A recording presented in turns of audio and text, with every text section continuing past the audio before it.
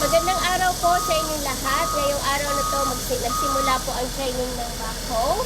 Starting September 1 until October 27.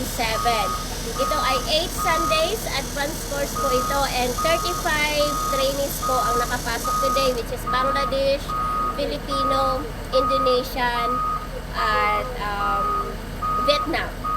Ngayon po, marami pong nag-register sa atin na nakapag-aral before ng ibang mga courses at medyo hindi sila nakapasok today kasi pina-priority na po ng HRD Korea na ang mga unang makapag-aral ay yung never pa nakapag-attend ng ibang courses offered by HRD Korea.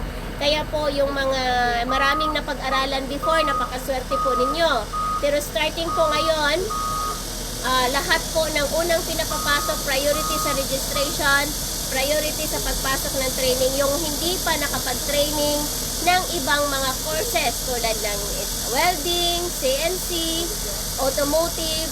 So, ngayon lahat po, marami pong hindi nakapasok dahil may mga previous sa record na silang nakapag-aral. Kasi iisa lang naman ang source ng training natin ay ang HRD Korea. So, i-share ko po sa inyo na marami na pong pagbabago yearly sa ating mga training. Today, 35 po ang nakapasok. So, I just wish na sa susunod na taon, marami pa rin ang magre-rehistro. So, iba sa atin mga hello sa ating mga training. Share your Hi from Bangladesh. Yes, Hi. sir, from Bangladesh. So, siya gustong-gusto niya sumali. Hindi pa siya nakasali kasi may mga training. So, hopefully lahat sa susunod na taon marami pa pong ibang mag-training sa ating mga kababayan. And then that's for now. Thank you. Kung may karagdagan kayong katanungan, just message me 0102-760-7319 or you can comment below. Thank you.